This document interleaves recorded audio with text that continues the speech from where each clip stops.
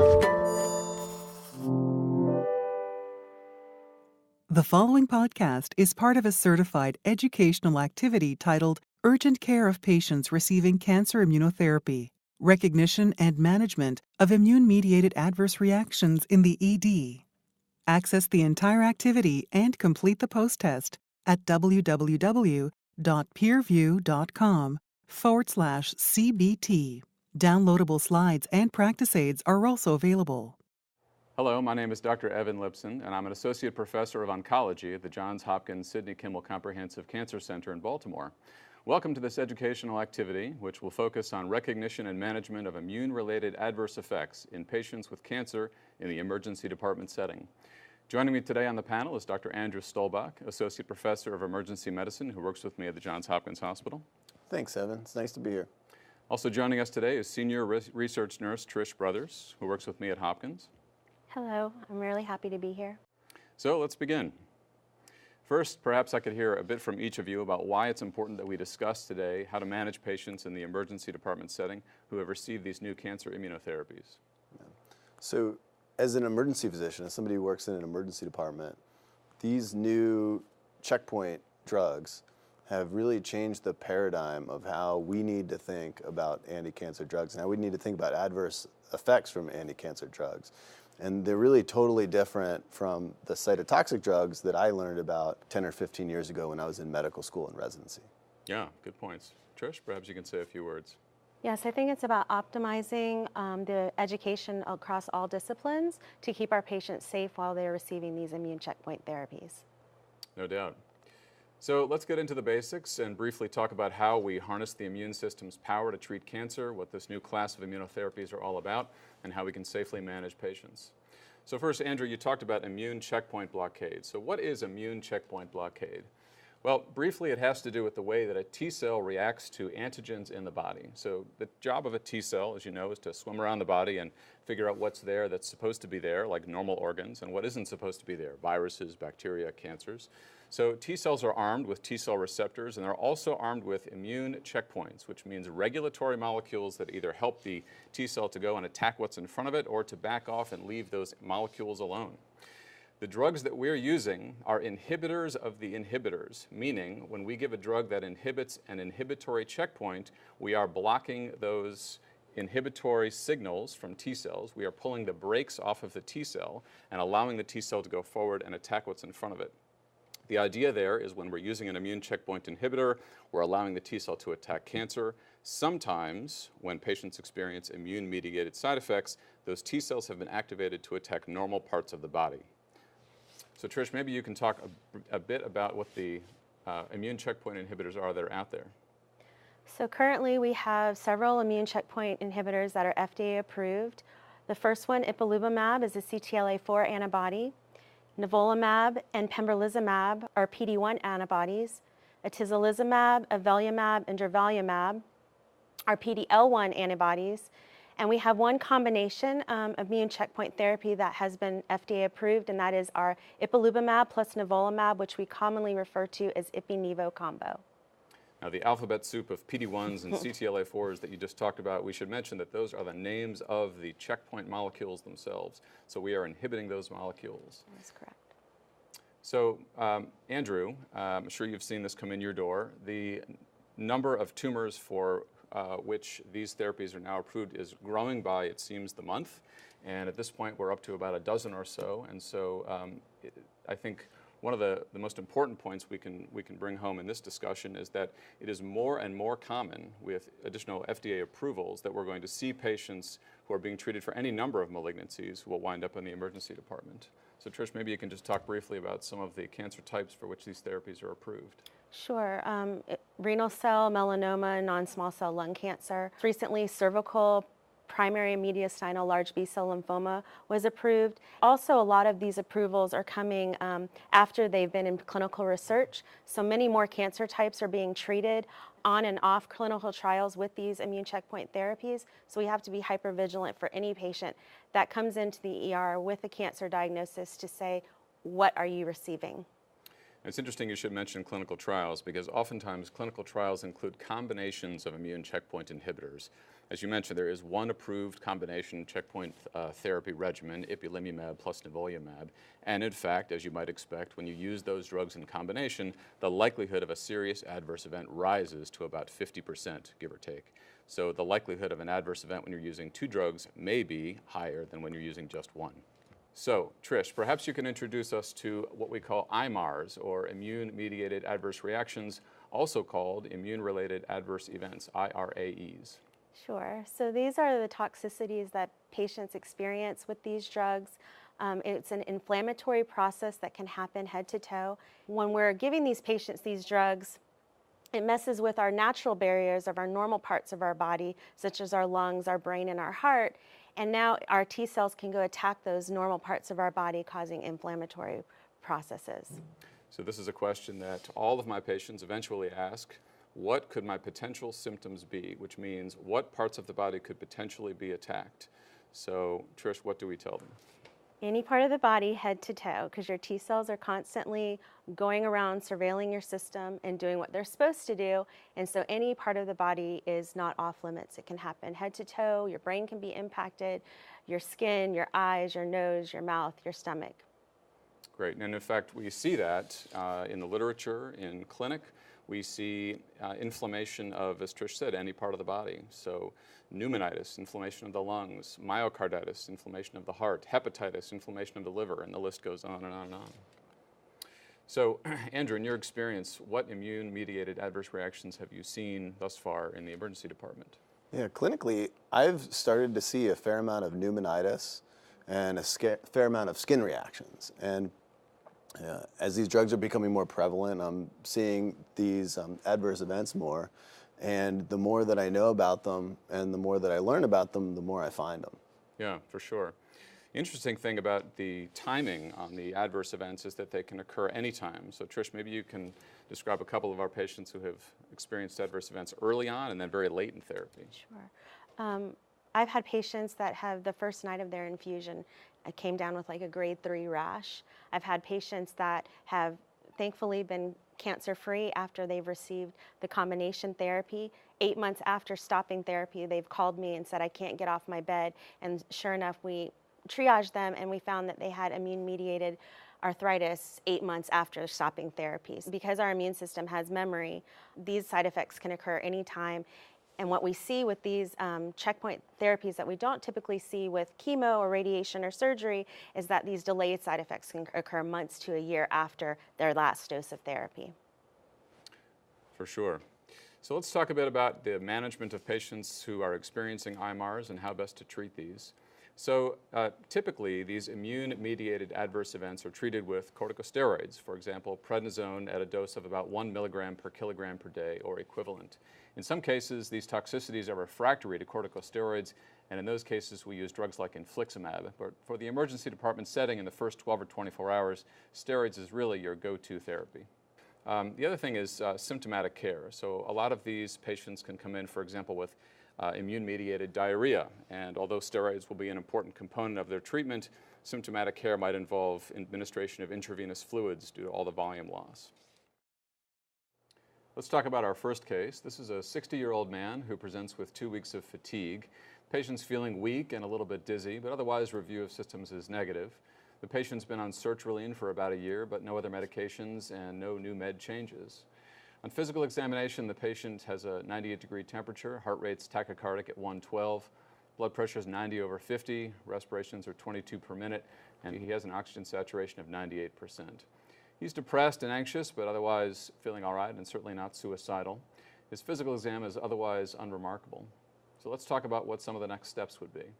Yeah, so when I see a patient like this, the first thing that comes out, or that strikes me, is kind of the everyday nature of a patient like this. So we see a lot of patients who are a little tachycardic. We see a lot of patients who are a little hypotensive. We see a lot of patients who are a little bit nervous and worried that something's going on. And that's why it's important to ask and to find out what drugs they're taking. So I want to find out what medications they're on, what they've gotten for their cancer, not just recently, but in the past few months, as you were saying, get a little bit more history about their drugs, figure out what are labs, and go from there. Maybe talk to their oncologist. Yeah, and one of the common questions that often comes up between emergency department providers, triage nurses especially, and patients is, what is the name of the drug that you are taking from your oncologist? So maybe you can talk about that for a moment.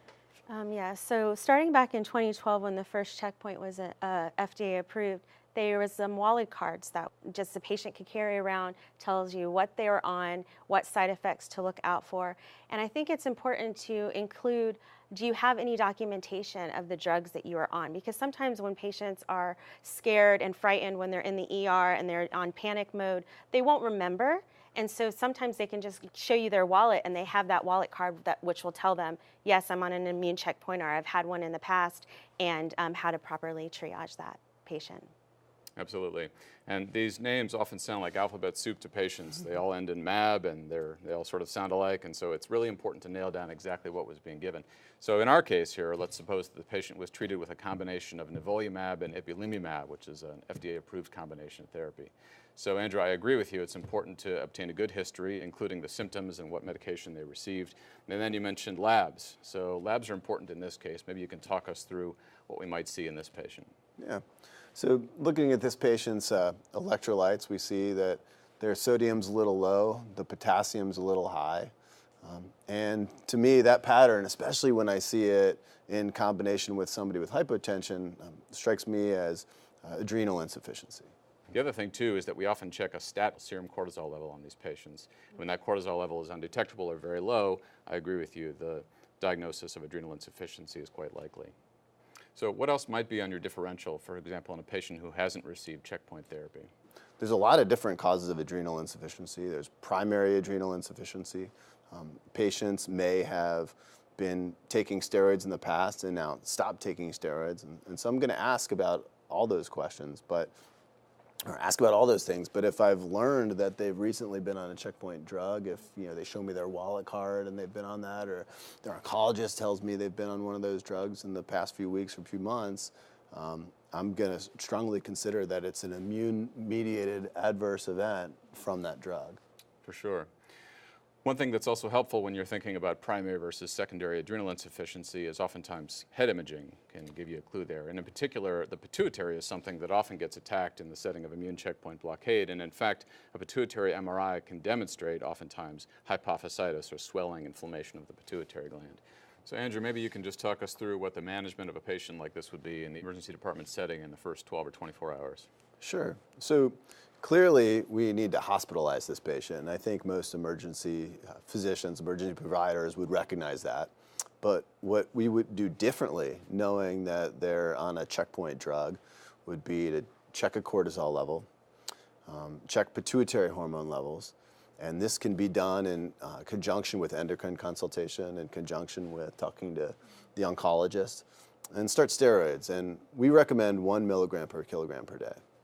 Of prednisone or equivalent. Prednisone, sure. yeah. The standard dose. So oftentimes when patients present with hypophysitis and you give them the milligram per kilogram per day of prednisone, what you're really doing is treating them in the acute phase, and that's what the emergency department is all about. All right, so let's go on to our second case. Trish, maybe you can talk us through this one. Sure. So we have a 62-year-old man with lung cancer, and he presents to the ED with severe rash. And there's pictures of his rash here. It looks like it might be systemic all over his chest and definitely his hands. How would you work up this patient? Yeah, so I see a patient like this, and I know clearly it's a significant rash, right? This is more than just like a run-of-the-mill everyday rash. I establish the fact that this isn't just a run-of-the-mill everyday patient. This is a cancer patient. Mm-hmm. They've been taking a checkpoint drug in the last few weeks or months. My differential is going to be cellulitis, drug hypersensitivity reaction, and an immunotherapy-related rash related to the drug that they're taking. And so, again, it goes back to immune suppression. So I'm going to think about topical steroids, as well as oral steroids, and 1 milligram per kilogram of prednisone or equivalent, and we might extend that for 2 weeks, again in conjunction with their oncologist, and I'm going to admit this patient to the hospital. Yeah, so the mild skin inflammation, like you were talking about, may in fact be responsive to just topical steroids. And in a patient like the one we just showed, where the rash is more systemic, they need either intravenous or oral corticosteroid therapy. So I must say that in general, the rash that we see with immune checkpoint therapy is mild. There are, however, cases of Stevens-Johnson or toxic epidermal necrolysis. And every now and again, we'll hear about a fatality that has occurred as a result of an immune-mediated rash. And so we try to impress upon patients the importance of letting us know if the rash does get worse. And I think that's important in the emergency room setting as well, to not dismiss a patient who has a severe-looking rash, but really take it quite seriously. It can have some serious consequences. Now, discussing our third case, we have a 64-year-old male. He comes to the ED department, and he has a cough, chest tightness, and shortness of breath. His medications that he's on is warfarin, 5 milligrams daily, albuterol, PRN. His medical history includes a DVT. He does have non-small cell lung cancer, and he's been on a checkpoint inhibitor every 3 weeks for 6 cycles. So when he comes to you, his oxygen saturation is 92% on room air. He has a low-grade fever at 99.9. His heart rate is a little elevated at 102, and his blood pressure is normal, 118/68, and he has a little tachypneic with 24 breaths per minute. When you assess him, he has bilateral rales at bases on auscultation, and you get a chest x-ray to see what's going on, and he has bilateral infiltrates at the lung bases and a right pleural effusion. And you check his labs, and he's anemic, but otherwise unremarkable lab values. So what would you think about this patient? Yeah, so the most important thing to think about in the emergency department first is always sick or not sick. So clearly, we see this patient with tachypnea, history of cancer, these chest x-ray findings, and we know something's wrong. We're probably going to want to hospitalize this patient. But we have a broad differential. There's a history of asthma. Could that be causing the tachypnea, right? Probably not with these chest x-ray findings. This history of DVT, so history of cancer. We're always thinking about PE, pulmonary embolism, pneumonia. But also, hopefully because we've seen this presentation today, we're also thinking about immune-mediated pneumonitis from one of these checkpoint drugs. And that's something really important for emergency providers to think about. So in terms of next steps for this gentleman in the emergency department, I think the chest x-ray was a good first start, but some additional imaging of his chest is always helpful. So we recommend getting a CT of his chest, oftentimes with contrast, as you say, to evaluate for a pulmonary embolism. And then he needs a little bit of oxygen. His O2 sat on room air was 92%. And then contacting his oncologist, of course, is always appreciated. We like hearing from the emergency medicine colleagues. So the CT of his chest is shown here. So there are new ground glass opacities consistent with the pneumonitis, and then there's pleural effusion, as Trish mentioned. This doesn't differ too widely from what a typical presentation of immune-mediated pneumonitis might look like, although I will say that the radiographic appearance of pneumonitis can be highly variable, and so it's often hard to tell by looking at just the CT scan what you're dealing with. So maybe you can talk about management in this setting. Yeah, so as soon as I think about immune-mediated pneumonitis, again, we go back to steroids. So I'm going to give 1 milligram per kilogram per day of methylprednisolone. I'm going to admit the patient to the hospital, try to get pulmonary involved because a bronch can help establish a definitive diagnosis.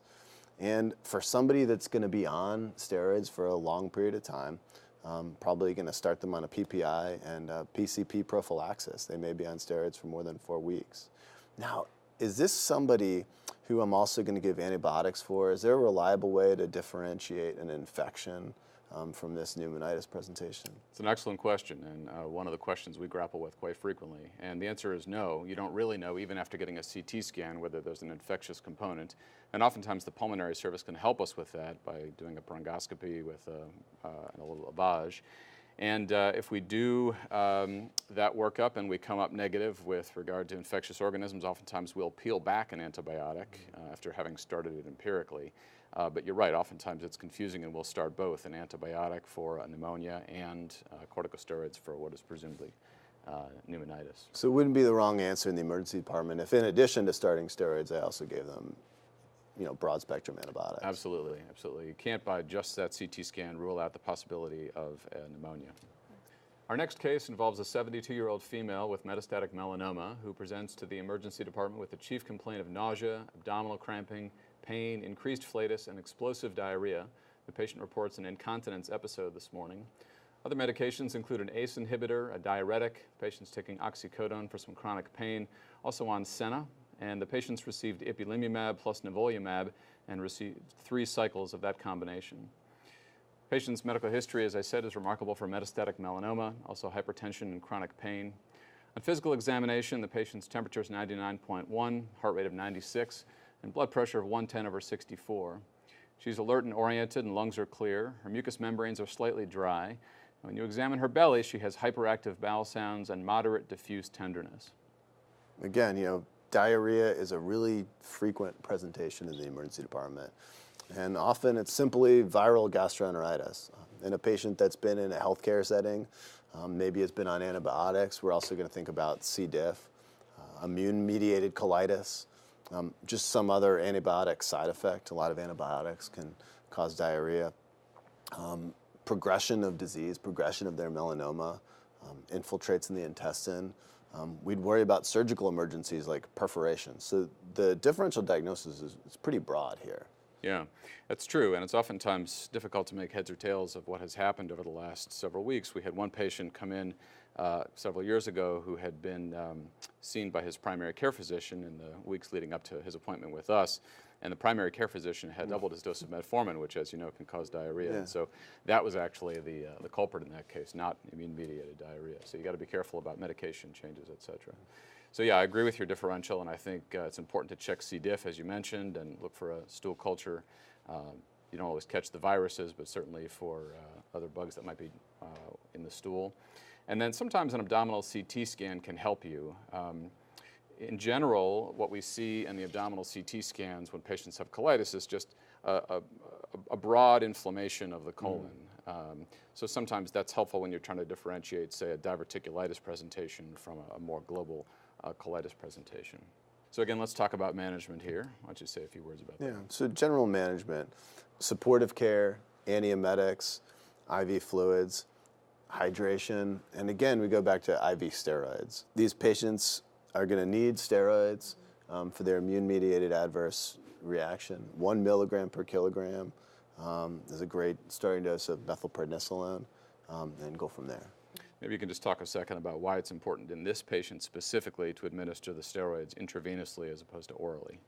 So this patient is having copious amounts of diarrhea, so they're losing everything that they're ingesting. So if they're just taking oral medications, it's going to be eliminated very quickly. So that's why giving it to them IV is the best bet to know that they're actually getting it. So if I gave it to them PO, they might not absorb, Exactly. the drug. Exactly. That's a good point. All right. So one question that often comes up in these cases where you're waiting on results, especially for Clostridium difficile results, is if the diagnostic test results are really needed before starting somebody on corticosteroids. And the answer in general is not necessarily. So if you can paint a good history and the picture really points to an immune-mediated colitis, you can start the immunosuppression right away. You can start the corticosteroids right away. It doesn't mean that you shouldn't send the full workup. You should, for sure. But I think if the picture points to what you think is an immune-mediated colitis, time is of the essence, and so starting on corticosteroids is a good idea. These colitis episodes can get awfully bad awfully quickly, and in fact, we have had patients that have come in and have lost their colon because the immune attack has been so severe and we've been unable to turn it around. Delay can add to that, so the sooner the better in a lot of these patients. All right, our last case involves a 45-year-old male who presents to the emergency department. He's nauseated, he has a headache, blurred vision, neck pain. He's anxious, and he complains of his arms, both of them tingling. He has a history of head and neck cancer. He has had hypothyroidism and depression. He's on fluoxetine, levothyroxine, and lorazepam. He's currently not in any anti-cancer therapy, but he has received the ipi-nivo combo in the past. So on exam, his vital signs, his temperature is 97.8, heart rate is 90, blood pressure 130/70. He's photophobic, has an aversion to light, he's rubbing the back of his neck. His lungs are clear, but he has a headache that's unresolved with aspirin and ibuprofen. So Dr. Stolbach, what do you think about this patient and how would you work him up in your ER? So the differential here is pretty broad. I see a patient with a history of depression and anxiety in addition to their cancer, hypothyroidism. So I'm going to be worried about whether this is something run-of-the-mill, like an exacerbation of one of those problems, or something serious like meningitis. Could this be immune-mediated meningitis? Could this be immune-mediated hepaphysitis? Could this be brain metastases from the pre-existing disease? So I'm going to be worried about all these things as I approach the patient. So let's talk about a few next steps once you've assessed this patient. So as I said before, we always like to be called by emergency department colleagues. That always feels good. And then we oftentimes consult neurology right away. Some of these cases can get quite complex quite quickly. An MRI of the brain is often helpful to look for metastasis. A CT is often helpful to look for bleeds. But you're right, the differential is quite broad here, and so we're thinking about bacterial meningitis, immune-mediated meningitis, et cetera. We'll give these patients intravenous pain medication and then get some labs, including a CMP, CBC, and oftentimes a lumbar puncture. So maybe we can talk about in the emergency department what the management and sort of a workflow would be in a complex patient like this. Yeah, so I see a patient like this with a headache, somebody that I'm worried about. I take their history and I find out that they have a history of cancer. I'm going to ask about immune drugs, checkpoint inhibitors, find out what they've been on not only recently, but in the past few months. Now, we talked about meningitis, and so whenever I think seriously about meningitis, I'm going to need to do a lumbar puncture. So I'm going to get an LP, gram stain, cell count. I'm going to get neurology involved, talk to the oncologist. Probably not going to be able to differentiate an immune-mediated event from an infection right in the emergency department. So I'm going to give empiric antibiotics and antivirals, something like IV acyclovir. And again, hopefully it's becoming a common theme by now, but when we're thinking about these immune-mediated events, we're thinking about immunosuppression with steroids. Yeah, absolutely. And so some of the classic lumbar puncture findings, CSF findings in these patients, reactive lymphocytes, a bit of an elevated white blood cell count in the CSF, perhaps a normal glucose, and then of course the cultures are negative, right? The gram stain is negative, nothing shows up in the viral cultures. And so you'd be right to treat them empirically with both antibacterials and antivirals, as well as the IV methylpred. So these patients require admission to the hospital, of course, and consultation with neurology, as you mentioned. One issue that comes up with these patients quite frequently is the use of corticosteroids in a patient where the response really depends on immune activation. So we're giving them these drugs, these immune checkpoint drugs, to activate their immune system, and you're going to walk in the room and say, we need to give you a drug to suppress your immune system. And the first thing they often ask is, well, won't that damage the effect that my immune system is supposed to be having on my cancer?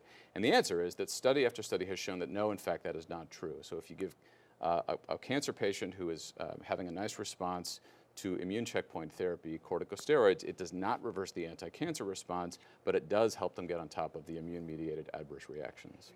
All right, so why don't we wrap up, and maybe you can talk about some of the key takeaways we discussed today.